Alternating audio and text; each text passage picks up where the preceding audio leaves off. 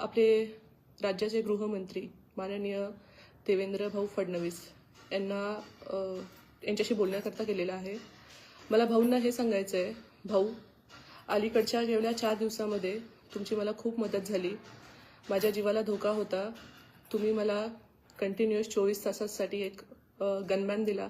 त्याकरता मी एका पक्षाची पदाधिकारी म्हणून आणि या महाराष्ट्राची मुलगी म्हणून मी तुमचे आभार मानते.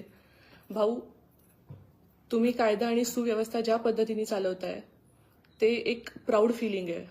हे कुठल्याही बहिणीसाठी, हे कुठल्याही महिलेसाठी हे प्राऊड होण्याची फिलिंग आहे. तुम्ही खरंच माझे मोठे भाऊ आहात. खरं सांगायला गेलं तर आज मला आई नाही आहे, मला वडील नाही आहे, मी एक अनाथ स्त्री आहे. आज 37 वर्षाची झाली आहे.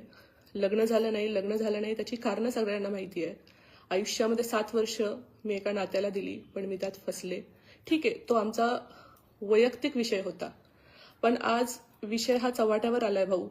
आज मला प्रत्येक मीडियावाले किंवा प्रत्येक इतर पक्षाची लोक हे मला सांगतात, तू पुढे ये. भाऊ, मला एकच रिक्वेस्ट आहे.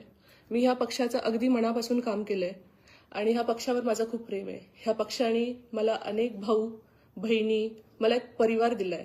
तुम्ही माझे मोठे भाऊ आहात. आपले पॅरेंटल रोलमध्ये रवींद्र भाऊ चव्हाण आहेत, तुम्ही आहात. तुम्ही मला सांगा मी माझं आयुष्य कसं जगू. मला फक्त एकच रिक्वेस्ट आहे. सध्या माझ्यावरती अनेक फ्रॉड केसेस टाकण्याचं काम चालू आहे बाहेर.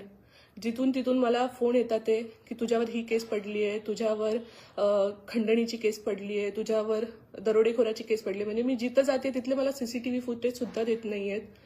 पण हा प्रश्न पोलिसांचा नाहीये. जो नागरिक पोलीस स्टेशनला जाईल त्यांची तक्रार ही घेणंच आहे. त्यामुळे मी पोलिसांना, या न्याय व्यवस्थेला कधीच दोष देत नाही. महाराष्ट्र गृह खातं हे खूप छान पद्धतीने काम करतंय. मला आज माझ्या जीवाला धोका असताना सुद्धा मला खूप सुरक्षित फील होतंय माझ्या घरामध्ये. पण भाऊ, मला एकच असं म्हणायचंय, हे इतर पक्षावाल्यांना आपण बोलण्याचा चान्स नको द्यायला. एक पॅरेंटल रोलमध्ये तुम्ही या. मला असं वाटतं, मला तुमचे भेटण्याचे जर 5 मिनिटं भेटले तर ह्या गोष्टीचं आपण समाधान काढू शकतो. कुठेतरी माझ्या आयुष्याला न्याय भेटेल, एवढीच माझी विनंती आहे. माझी कळकळीची विनंती भाऊ, तुम्ही याच्यामध्ये थोडासा वेळ द्या, मला भेटण्याची वेळ द्या. मी जेव्हा केव्हा तुम्हाला राजूरकर दादांना फोन केला, तुम्ही कायम माझ्यासाठी होता. मला प्रोटेक्शन दिलंय, सर्व दिलंय.